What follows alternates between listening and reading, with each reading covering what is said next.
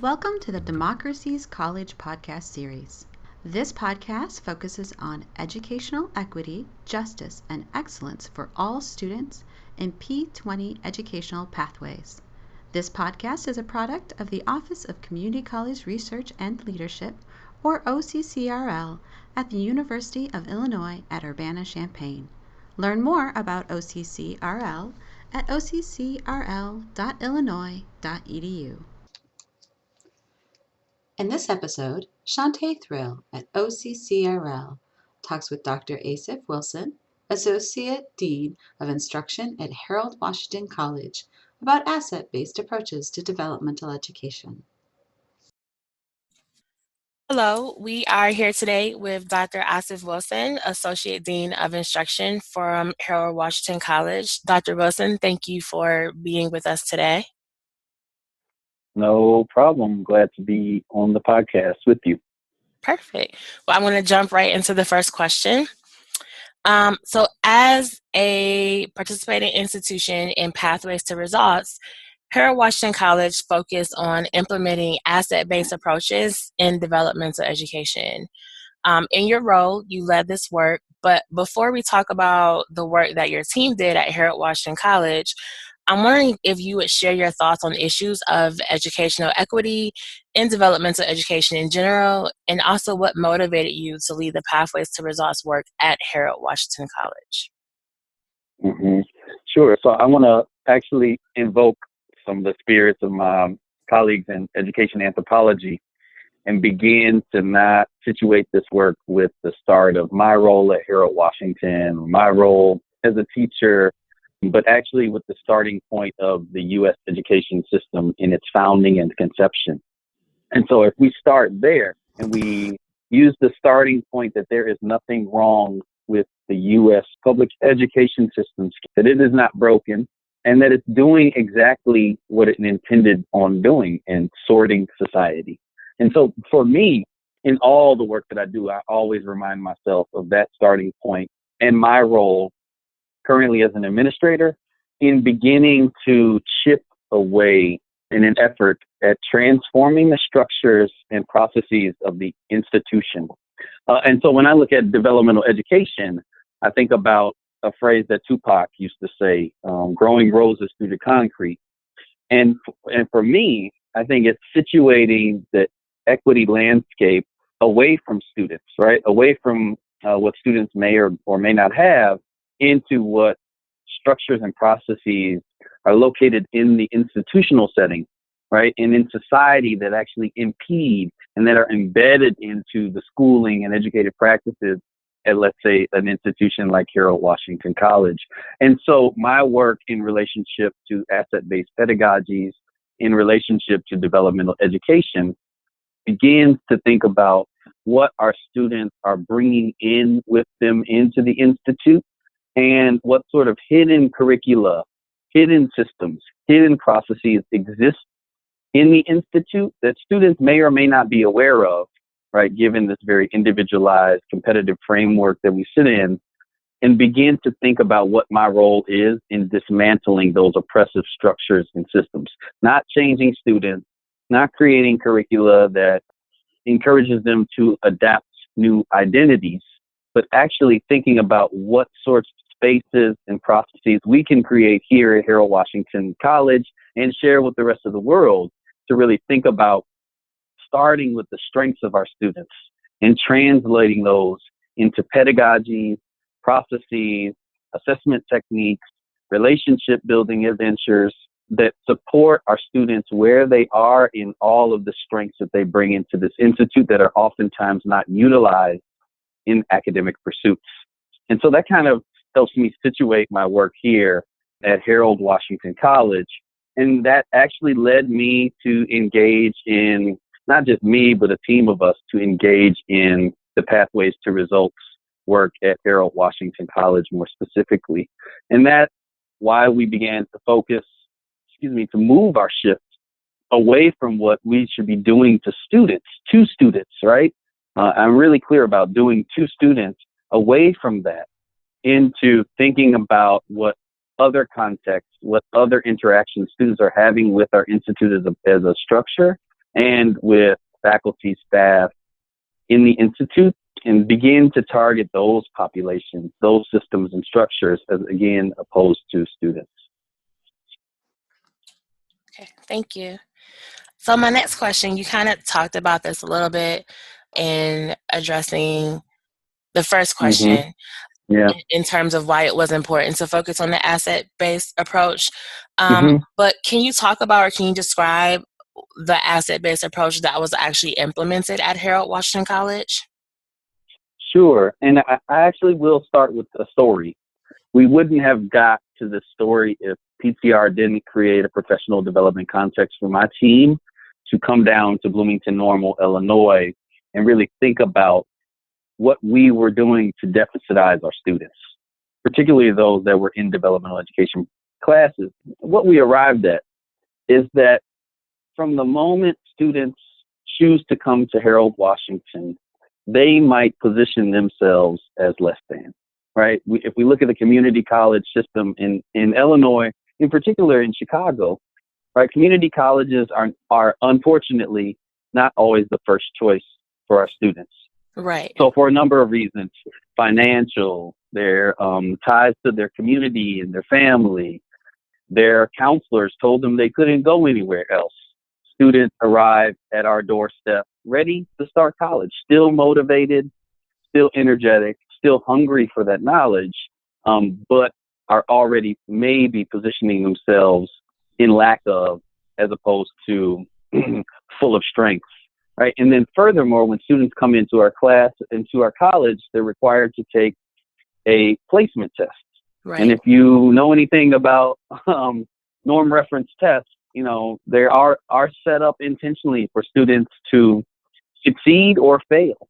Right. And so if we look at that placement test and students begin to place into developmental education classes, we as an institute are sending them a message that, I'm sorry, you're not even good enough to be here.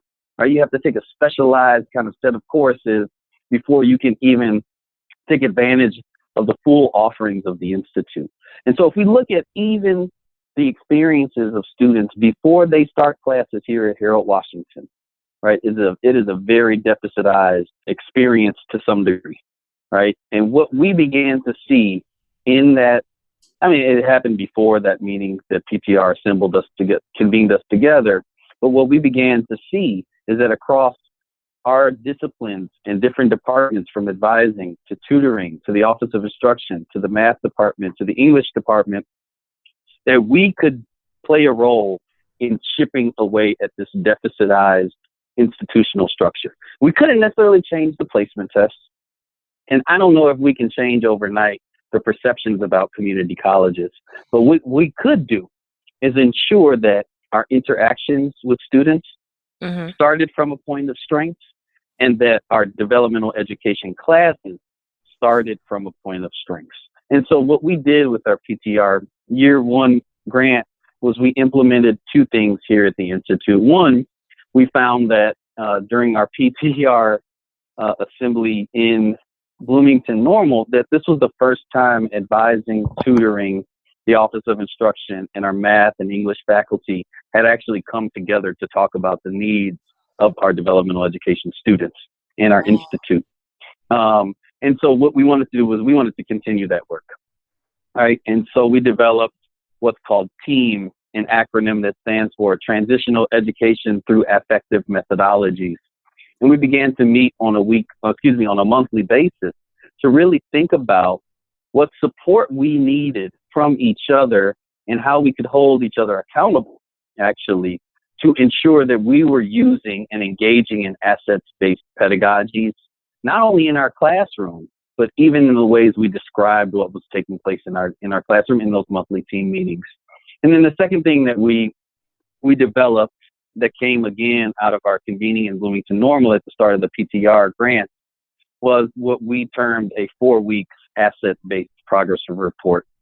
And this report, upon conception, was something that a teacher, an embedded tutor, and an advisor, as part of a supportive team integrated in the classroom could, in the first 4 weeks of the semester, begin to document student strengths across 4 domains: their academic identities, their future identities, what they hope to do in life, their technical identities, because our developmental courses require some level of technical competencies, either writing papers using Microsoft Office programming, or in math using third-party sources like MyMathLab to complete assignments online. And then there was kind of a personal domain. So the idea was that the teacher, the embedded tutor, and this new kind of position we created through team, an embedded advisor, to begin to document our students' strengths. And at 4 weeks, at 4 weeks, hand out or administer what we call the 4-week asset-based progress report. And we hypothesized that if students could to better understand their strengths, right, instead of their deficits, which is what assessment truly does. It tells you how poorly you're performing in general, not what you're really performing well at, that we might give students some external motivation through recognizing their strengths. And what we found out was really important about this 4-week asset-based progress report. It wasn't so much about how the students responded to receiving this piece of paper that their teacher created, but it was really a dispositional context for the teacher. And what I mean by dispositional context for the teacher is, as the teacher is completing, as the teacher is collecting information to complete the progress report, they're actually creating a dialogic space within themselves to begin to think about how they think about their students, right? And to paraphrase one of the instructors, who I believe is I've seen her teach, I've worked with her for several years, is a very compassionate, caring, loving, nurturing instructor. She even mentioned, and I'm paraphrasing her statement here, that she wasn't able to identify assets for each of her students, right? And what she did with that was she used that as a critical, reflective point about her teaching, not about her students, right? But she was able to actually interrogate how she believed her students to be, how they were showing up, how they were focused on literacy or not focused on literacy. And she was actually able to, over the process, and it didn't happen, that week, that 4th week, it happened throughout the semester, where she was actually able to interrogate those deficitized identities and dispositions she held about some of her students, and use that monthly team context as an accountability circle for her to check in with her colleagues, including myself, to think about how she was making sense of this work and what methodology she could actually implement in a reflective case to begin to dismantle the negative disposition she held about her students. And why I say this is because no matter who you are, I'm standing here and admitting this to you today, Asif Wilson, who's been in education for over 10 years and studied this work and do research, and now I'm in higher ed administration. I hold negative dispositions about students too, right? And I think the starting point is for us to admit that we all hold biases related to our students, right? And if we can start there, what in the Institute, back to my point earlier about structures and processes, what can we create in the Institute to begin to allow teachers and staff members and administrators, security guards and tutors and everybody in this Institute to begin to examine their own biases related to our students? And so that was the benefit of actually creating that monthly team context and that 4-week asset-based progress report. Wow. Wow. Okay. So, what did you learn by implementing an asset-based approach to developmental education through the Pathways to Results project? I learned that I knew this before, but I relearned, right, and reaffirmed that there is nothing wrong with the roses in this building, that there is a lot wrong with the concrete, right? And the roses are our students, and the concrete is this Institute, right? the explicit things that we engage in on a daily basis, but also the implicit things, right? Like the biases we all hold in relationship to our students, the onboarding processes that our students have to go through that deficitize them and don't build off of their strengths. And so it really concretized my administrative responsibility here to create spaces. And I'm getting into your next question here, to create impositional and dispositional spaces for not just our faculty, but all staff, faculty, from the security guard to me sitting here on the top floor of our building in an office speaking to you today. Impositional, which is, and I know Freire critiques this, but I think there is some room for a banking methodology in impositional space creation and professional development creation, which means that sometimes we need to sit folks down and lay out the non-negotiables. This is how it's going to be, and this is what is expected of you. I think when we're talking about asset-based approaches, we need to lay that out in an impositional way, right? That needs to come in our strategic plans. That needs to come in our key performance indicators. We need to look at our assessment models. We need to be clear about the levels of instruction that are happening in our classes. And that for me is non-negotiable, right? That we are working through these kind of approaches, these pedagogical approaches that value what our students bring in. That for me, there's no question about that, right? And that's why I believe that some of this work should be impositional. But I also believe, dialectically speaking, that the work that we do both in creating context and the methodologies we use to engage in dialogue with one another must be also dispositional, right? And I'm going back to that instructor who needed that reflective space to better make sense of the biases she held. And so we have got to provide and create and maintain and sustain context for people, right? People who are charged with very, very big jobs, right? We are charged with maintaining the livelihood of folks in the city of Chicago, right? Not just educating them in math or science or advising them or supporting them in their academic pursuits, right? We're talking about livelihood. And so we need dispositional spaces. We need dispositional processes that allow us to come together, right?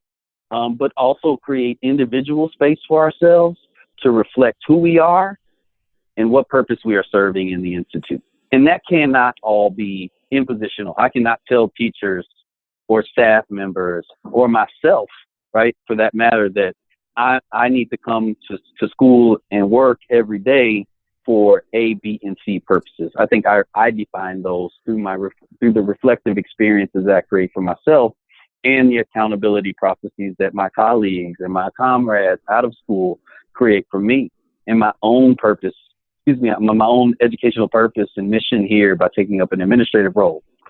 So again, to summarize, what I've learned is that is nothing wrong with the rose. The rose is beautiful. The rose will eventually grow too, right? Even through the concrete. But if we begin to chip away at that concrete, right? And that concrete might be represented by the processes and structures of our institute. And furthermore, how can we chip away at that concrete and rebuild, bring in new soil? I'm into the euphemisms right now, but like, how do we really cultivate those nutrients in the soil? And for me, those nutrients are impositional and dispositional spaces for staff, faculty, and administration in this building. So my next question, which you kind of went into, which is about the need for professional development for faculty and staff moving forward. So you did talk about the impositional and the dispositional basis and having the non-negotiables. Do you have any other thoughts about designing professional development that will support asset-based mindsets? Yeah, absolutely. And this is kind of the work that we're extending into the year 2 work of Pathways to Results here at Washington. I think it has got to be practice-based, And for those who don't know the definition of praxis, is a term I learned from Paulo Freire that essentially means there is no teaching without learning, and there is no action without reflection, and there is no reflection without action, right? And so in thinking about the impositional and dispositional professional development spaces, right, those might support staff, faculty, and administration's reconceptualization of identities, but what we're not necessarily sure of is how that's transforming practice. And so some of the work we really want to engage in, some folks frame through inquiry to action. What I'm interested in is what is transforming in the pedagogical practices, whether you're a tutor, a security guard, a math teacher, an English teacher. Can we begin to, and it's not for correlative purposes. Now, I don't want to see how the monthly meetings impacted people's, transformed teachers' practices in their classrooms. I'm interested to see how they're making sense of these things on their own terms, right? In all the nuanced ways that seem appropriate to a community college setting, to the United States context, to 2018, right? And so I think some of the work that we really want to engage in, not only documenting, but sharing with other people, is the institutional transformation, right? And I argue that I don't think we can transform the Institute. I think the Institute will maintain its colonial, imperialistic kind of identity until I'm long gone from here, right? But I think what we can do, I think we can transform the interactions we have, right, that we have control over between us as staff, faculty, and administration, and our student body. And so I think we're moving in that kind of practice methodology, moving forward to begin to think about how is this work showing up, right? Not is it showing up in the ways we predicted it to, but how is it showing up, and what are the successes, what are the limitations, what are the continuous improvement opportunities, and then what does this mean for the way our students see themselves and see this institute?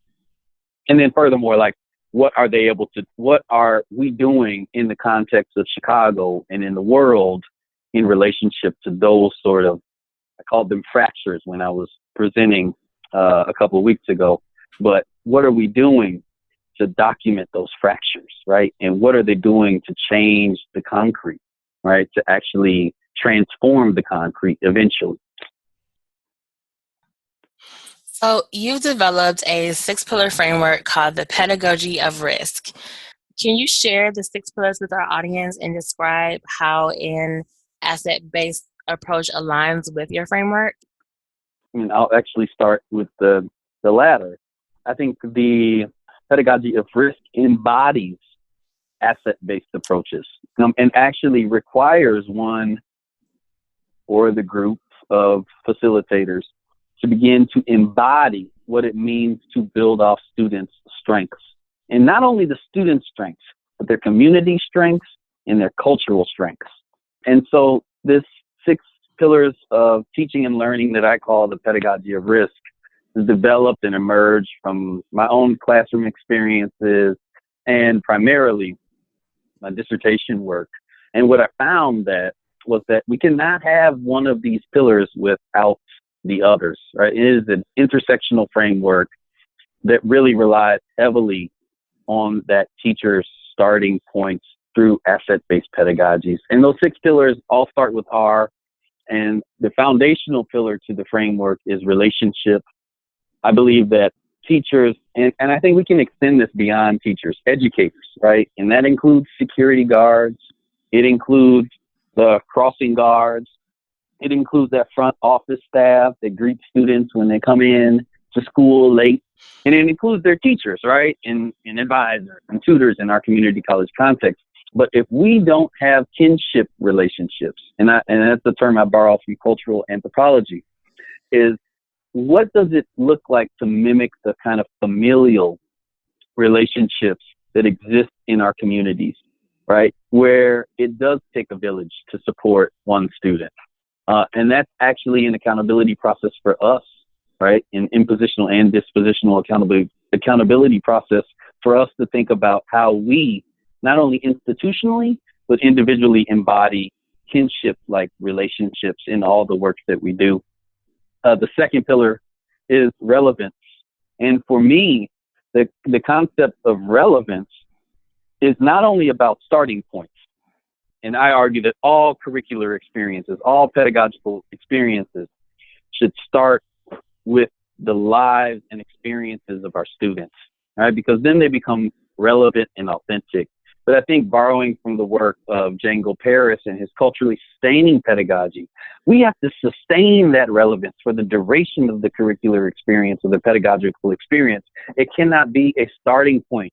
It can't start with Jay-Z and move to Garth Brooks if Garth Brooks has no relevance for our students, right? It's got to maintain and sustain that relevance throughout the curricular and pedagogical experience. And the third pillar is revolution. And this is not revolution in the protest sense, right? Like getting our students out and tying ourselves to trees and, blocking the street and doing sit-ins. If that work is relevant at the moment, then surely I agree with it and support it. But for me, it's around this point of how is everything that we do in our classroom in an effort to rebuild and rewrite the sort of world we hope to live in one day, right? I think you can look at the landscape of the United States in 2018. Not that much has changed in 400 something years, right? But I think we can look at today's climate to emphasize the need for a revolutionary pedagogy in our classrooms, in our institutional spaces. Absolutely. And the fourth pillar of this work is called recognition. For me, students, again, because of that starting point, there is nothing wrong with the United States education system. It is working as designed to sort society.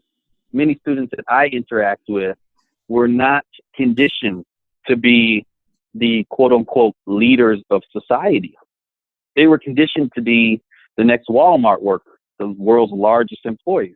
They were conditioned to be the next McDonald's worker. And so what I believe, and I do not believe that students are determined by those conditions. But what I do know is that, especially in the community college, especially for students that come to the community college and placed into developmental education classes, they might adopt fatalistic identities, meaning there's nothing they can do to rewrite their lives. There's nothing they can do to change their predicament, right? There's nothing that they are good at, right? They don't have any strengths. And I hear these stories on a daily basis in the Institute. And for us, that's a structural and institutional responsibility to recognize the successes of our students in public and private ways, right? To begin to show them, right? This is not to say that students need us ultimately, right? And I think about that kind of gradual release of this recognition pillar, right? So how do we help support the confidence building in our students because they are so beat down in their K-12 environment and in the community college environment and in the workplace. I think about this story that aired on WBEZ a few years back called A View from Room 405, or is a view from Room 205. And this WBEZ reporter followed a fourth grade classroom for an entire year. In the very beginning of the audio documentary is very interesting because the author documents less than 10 minutes into the start of their fourth grade, these students in this school, and I want to clarify these students, these Black students who live in North Lawndale, a dispossessed community on the west side of Chicago that was never rebuilt after it was burnt down following the murder of Martin Luther King Jr. These students, less than 10 minutes into their fourth grade academic year, were not on the playground playing. They were not in art class producing great works. They weren't in music class learning how to create and produce new knowledge. They weren't learning how to construct essays so that they could share their stories with the world. They were told that this year matters really, really a whole lot because they have to take a test, right? And so what happens when we have 12 years of emphasizing test taking?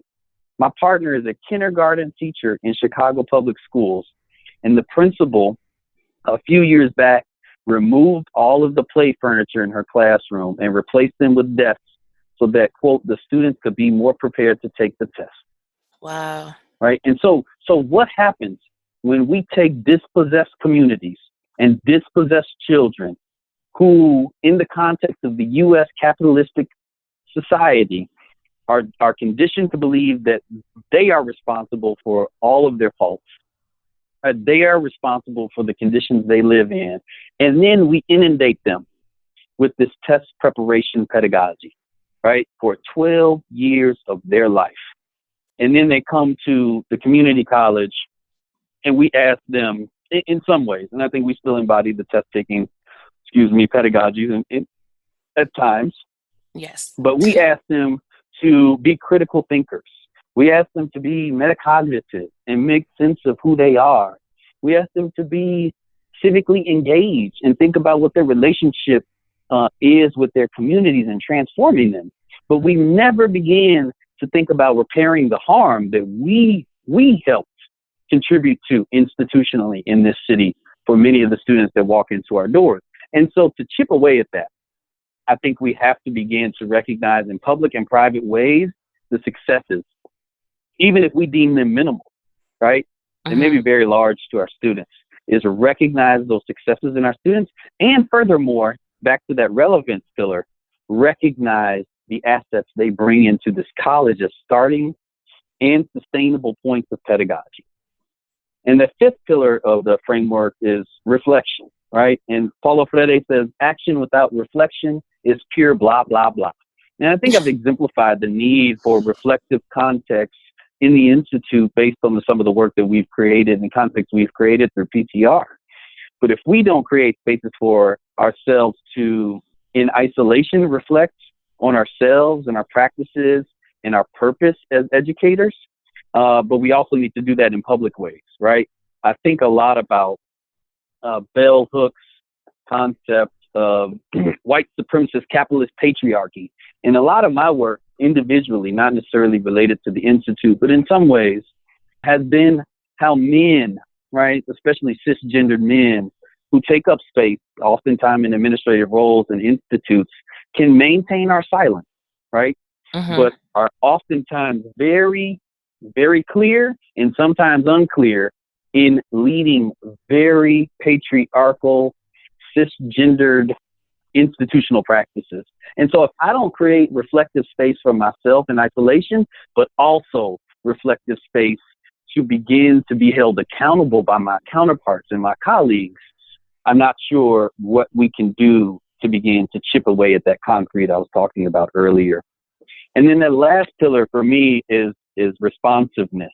And really responsiveness is really going beyond relevance and thinking about not just in the case of if you're an educator in a formalized institute, not just thinking about the academic needs of the students, but the affective needs of our students. Some call them non-cognitive, but we begin to, through PTR, try to eliminate our use of deficitized language, right? And when you begin to chip away, I know I'm going tangential here a bit, when you begin to analyze even the language we use about students in our college, like non-cognitive. Does non-cognitive mean that affective work, affective experiences require no brain capacity? So I don't use the word non-cognitive anymore. I try to use affective. And to my point around responsiveness, how are we, again, from that first interaction with security when you walk in the door to when you're upset and you come to my office or when you step in the classroom, how are we mindful of the affective needs of our students as well, right? And then to turn inward a bit, I think teachers, particularly teachers of color, and I name that, and there's evidence to back this, that teachers of color are dying.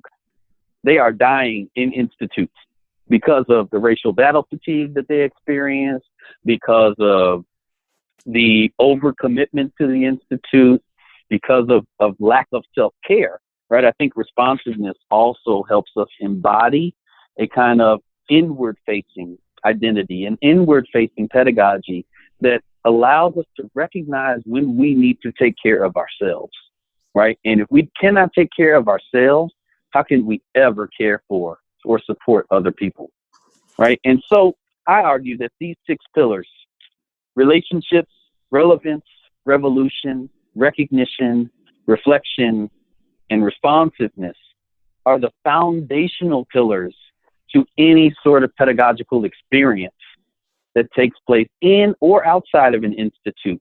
And I think combined together, right, these pillars that represent the pedagogy of risk, that inform that classroom or out of classroom experience that takes place between, folks that work for the institute and our students, that we can begin to foster a collective critical hope, right? A collective critical hope that allows students to recognize their agency, their ability to be themselves in the world and see themselves as capable.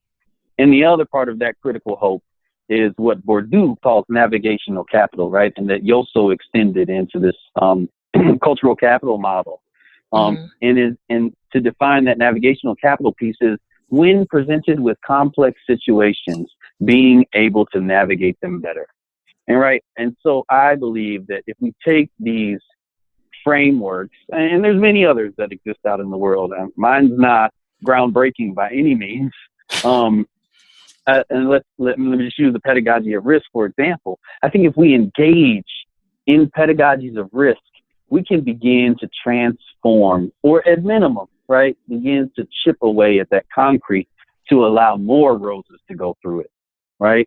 And to eventually dismantle the concrete, right? At one point, and I would say, I don't know if this will happen in my lifetime, but if I can create enough fractures in that concrete, eventually it will rupture, right? Absolutely. And I think once we rupture, we can achieve institutional transformation.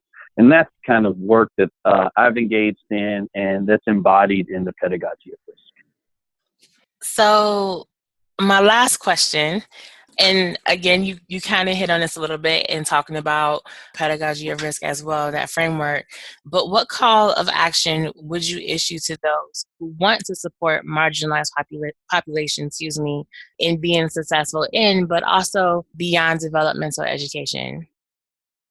Yeah. One, I think we've got to recognize the unearned privileges that we all hold. And for some of us, that's a more difficult task than for others. But I think all of us, particularly those of us that have jobs as administrators and faculty members in institutes of higher education, certainly have some privilege, right? It may be race-based, it may be gender-based, it may be ableist, it may be education-based, it may be geographically based. But I think we have to acknowledge and begin to be comfortable with naming that privilege. The second thing I think we need to do is we need to get out of our siloed spaces. I'm real comfortable sitting behind this desk in front of a computer in an institute, behind a locked door in an office, because I know I hold the power in this position. So we have got to, I think, secondly, begin to position ourselves as learners, right? And if we are in institutes that are predominantly students of color, predominantly low-income communities that they come from, how can we position ourselves as learners and go, and I'm not saying in a colonial way, right, and not in an imperial way, go and learn from the communities in which we seek to teach, right? And so what does it mean for us to go into dispossessed communities like Inglewood, like La Vita, here in Chicago, like North Lawndale, like Austin, like Kenwood and Oakland, like Rogers Park, and begin to see what the strengths of that community are, right? And if we can begin to learn about those strengths, then maybe we're building a cadre of educators that we can bring into our classroom. Not physically necessarily, but right, how can you embody in your course content, in your syllabus, in the way you show up, in the way you call students and support them on the weekends, in the evenings, right? And that all comes out of positioning oneself as a learner, right? And I think that also applies to the college, your classroom context too. How can you position yourself, if you're a faculty member, as a learner in that classroom space, and position your students as authorities, as assets, as brilliance, right? And provide them with opportunities to teach you and others. And then lastly, I will begin to ask folks what they are doing to take care of themselves, right? And if you're not taking care of yourself, physically, mentally, spiritually, then how will you ever have the energy to do this exhaustive work? Because it is exhaustive, and it is fatal, right? This institute, again, going back to where I started this conversation today, there is nothing wrong with the institute. It was designed to behave the way it is, right? And so that means it is designed through imperialistic and colonial landscapes, and that is damaging for some folks, right? And that's hard, and that will kill a lot of folks. It has, a lot of my comrades have been lost, or chose to take their lives in the institute, and it's really prompted me to begin to put some focus on taking care of ourselves and holding each other accountable for taking some time to do some breath work, so that we can begin to breathe in all of those healthy environmental factors, right? But also breathe out all that stuff we don't need, right? And so I think I would end by saying, take care of yourself. Really think about what it's going to take for you to survive and thrive in this context that we call higher education. Absolutely. Well, thank you for taking the time to speak with me today, to share your work with Pathways Results, but then also your pedagogy of risk framework. I think that you've given myself, but also our audience, a lot of things to think about and consider in terms of our own work with our institutions going forward in supporting these marginalized populations. So I want to thank you for participating in the Democracy College podcast. And I hope that it's been a great experience for you as well. Absolutely. Thank you so much for inviting me to join the podcast today. And I hope folks are getting something valuable from what I've been talking about. Absolutely. Thank you. Okay, take care. You too. Bye-bye. Tune in next month when Marcy Rocky at OCCRL talks with Dr. Claire Crawford, Bridge Research Fellow at the Center for Research in Race and Education, School of Education at the University of Birmingham, about transnational white lash and educational policy and practice. Background music for this podcast is provided by DubLab. Thank you for listening and for your contributions to educational equity, justice, and excellence for all students.